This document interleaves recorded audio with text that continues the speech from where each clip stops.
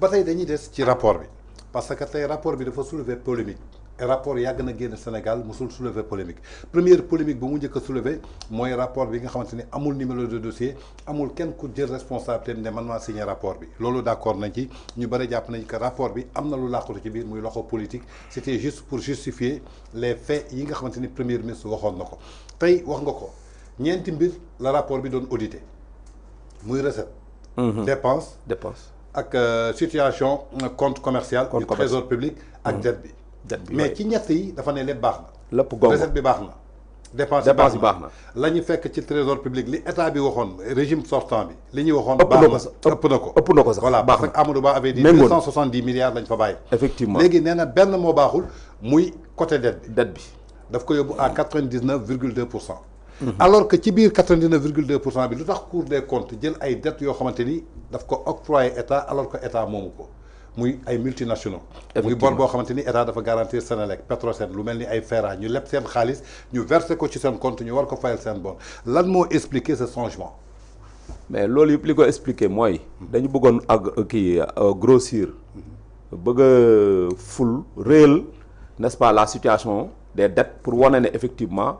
gars ñi fi jóge ils ne sont pas performants alors que loolu c'est pas du tout parce que la dette de l'État ne peut pas être la dette des entreprises publiques. Effectivement. On ne peut pas confondre la dette de l'État et la dette des entreprises publiques. Parce que entreprises publiques État mën na leen garantir ñu dem sur les marchés financiers lebal seen bopp. mais ça ne veut pas dire que ñoom lu ñu leb État moo koy fay déedéet entreprise yooyu. comme mairie bu Dakar. waaw Barthélémy Dias soxla woon na État garantir ko pour que mu lebi xaalis. effectivement pour mën a def ay investissement. effectivement mais justement mais mairie moo war a fay. ci allocation yi ko état di defal. mooy les fonds de dotation et les fonds de concours yi ko état di jox. encore que fonds de dotation yi defe naa mooy moom la mën a utiliser pour fay ay borom. fonds de concours yi defe naa c'est pour des programmes de développement des programmes d'investissement. donc mairie Dakar. Senelec. beneen société nationale bu lebee sur les marchés financiers état mën na ko garantir parce que bu mënul fay état mën na substituer fayal ko ko. mais ça veut pas dire que boru état la déedéet boru état parce que entreprise dañuy liggéey. dañuy def chiffre d'affaires. te dañuy def chiffre d'affaires dañuy am bilan fin d'année. ci seen bilan boobu ci lañuy fay seen i bor. donc loolu yëpp man je pense que dañ ko def rek stratégie la woon pour renforcer la dette. grossir ko pour wane ne effectivement gars yi liggéeyuñu dañ doon caaxaan. liñ fi def baaxul mais vraiment heureusement Sénégal nit ñi yeewu nañ kenn mënu fee ndax kenn maintenant par rapport à la forme du rapport. les éléments de forme du rapport effectivement rapport bi ñu publié rapport boobu amul numéro amul référence amul signature amul cachet amul benn signe ou symbole boo xam ne day wane ni institution bi moo ko produire à part le logo de la Cour des comptes qui se trouve à gauche dans la licorne à gauche amul leneen lu wane rapport bi c'est un rapport authentique donc mën nañ ci émettre ay réserves moo tax barki démb wax naa ko ci benn plateau ne ce rapport pour man c'est un rapport c'est pas le bon rapport c'est pas l'authentique pourquoi parce que authentifié wuñ ko sénégalais bu la neex nga émettre ay réserves sur l'authenticité de ce rapport là bien vrai qu'on en discute aujourd'hui peut-être benn lenn rek moo mën a tax peut-être ñu gëm ni mën na nekk un rapport officiel boo demee da nga koy fekk ci site Cour des comptes rapport bi mën nga ko télécharger à partir du site de la Cour des comptes peut-être loolu mën na nekk un élément bu ñuy confirmer ne que peut-être le rapport c'est un rapport officiel ok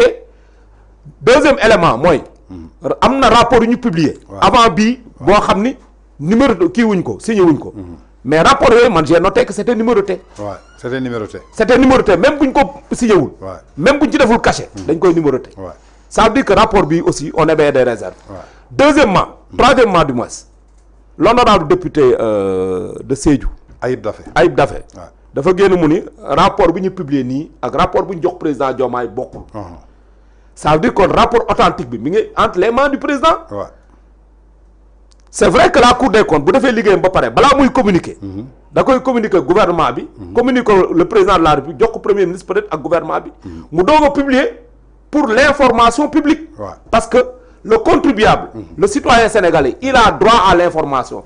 C'est inscrit dans le code de transparence, la loi 2012, que le Cour des comptes doit publier, et contrairement à ce que les gens disent, la Cour des comptes a bel et bien le droit de communiquer, mais aussi, comme tradition la chez eux de ne pas faire une communication publique comme ñun niñ koy defee nii c'est-à-dire ñoom dañuy publier rek partager gars yi jël lire joxe seen appréciation ak seen observation dañ koy communiquer aussi quand même n'est-ce pas les institutions de la République notamment le Premier ministre et le président de la République mais dama jàpp ni pour être sérieux ou être plus fiable et authentique rapport bi mënoon nañ ko signer comme niñ daan signer yenn rapport yi numéroté ko classé ko parmi les documents daal koy doog a partager avec le public. D'accord. Et l'opinion publique. D'accord ci biir loolu wax nga ko léegi Ayib Daffé est le président du groupe parlementaire de PASTEF muy secrétaire exécutif national du parti PASTEF ñu nekk au régime su taxawee publiquement ne le rapport que nous avons reçu sans signature ni numéro de dossier bokkul ak rapport bi Cour des comptes présenté le président de la République donc pourquoi moom en tant que secrétaire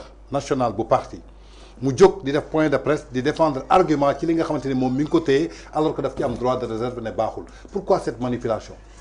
non man day xam nga Pastef nag ñoom dañuy yàgg ci yooyu quoi. c'est-à-dire mais dañ ciy yàgg mais le peuple doit savoir. les éléments de langage. yi ñuy développé. gis nga barki démb bi rapport bi génnee lan la ñu wax parce que même rapport bi boo xoolee les termes qui ont été utilisés dans le rapport. c'est un peu le champ lexical qui est souvent utilisé par Pastef. Effectivement. Carnage. détournement prévarication. moom ngay retrouver ci rapport bi. loolu aussi mën na ñaaw mën na teyal xel. kuy lire rapport bi boo gisee les éléments de langage qui sont souvent utilisés par Pastef. nga retrouver que dans le rapport alors que Cour des comptes amul habitude d'utiliser ces termes pareils. da nga naan est-ce que rapport bi ça n'a pas été fait sur commande.